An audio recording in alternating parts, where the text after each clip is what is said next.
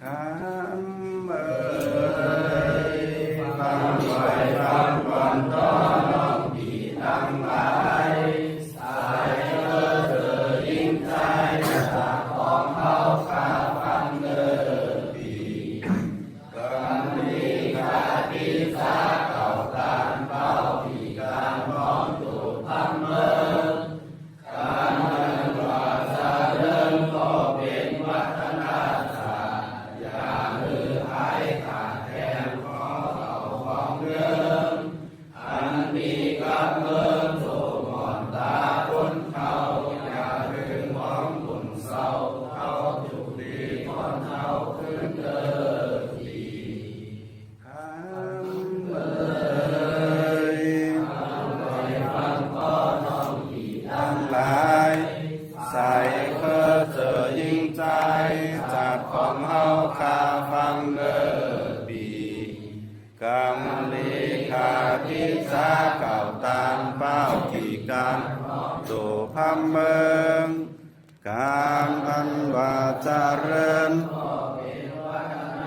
จากอย่าหือหายขาดแทนของเก่าของเดิม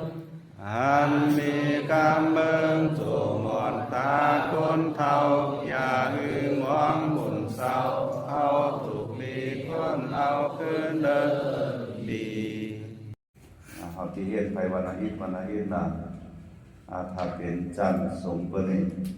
เห็นเปิ้นเห็นเพิ่นเดือนนึงนี่ก็เข้าใจแล้วอันนี้เฮานี่จันทร์ที่เฮาก็สมเปิ้นอันนี้เฮาที่ไรเห็นไปวัน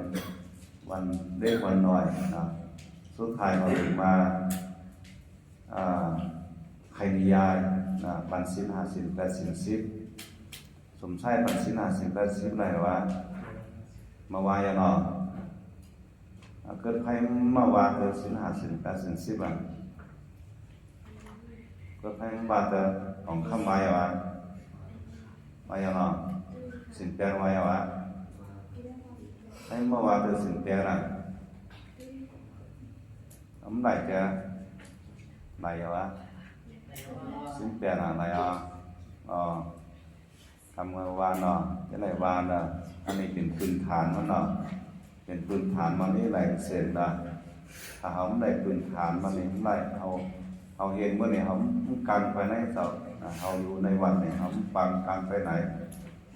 เรื่องในดิกลายมันเปิดเพียงดิกลายกันนะเรื่องดิกลายดิกตัวเฮ้าเนี่ยเดี๋ยวนี้ดิกตัวถ้ำเฮ้าในเมืองลาเนี่ยเพิ่นเอาเขาเป็นตั้งการนะเอาเขาเป็นตั้งการมีพื้นดินสั้นกับเพิ่นก็แจมดิเข้ามาแล้วเดียวนะเพิ่นเอาเขาเป็นตั้งการดิกตัวถ้ำเนี่ยนะเฮาก็ที่ไรโจกันในคัดใจในมันหูบอกว่าหมู่ไปตกลื่นเป็นเข้าใจเนาะดิพอถ้าเข้าอะไรเห็นแต่ดิมาเห็นแต่ดิเข้าก็เลยเห็นแต่ดิอังกฤษก็จะได้เห็นแต่กลุ่มเดียวนะครับกลุ่มเดียวที่ไหนเห็นเพราะว่าไม่เห็นผมไหลเพราะว่าเห็นมันหูที่ไหนเห็นมันหูเมียวได้เมียวหนึ่งถึงมันกัดแขนแขนมันโปรใจไหล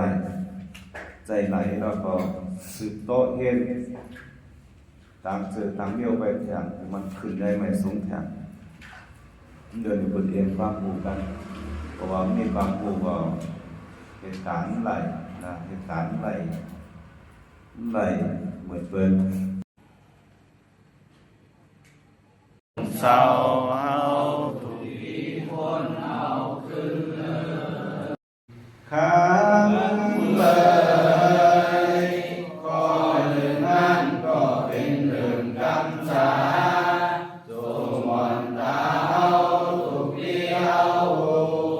กันรักใจในคอก็มีใจในสู้เป็นมนต์เป็นงานกำไผ่กำมันโดยเห็นคนเอาดีสา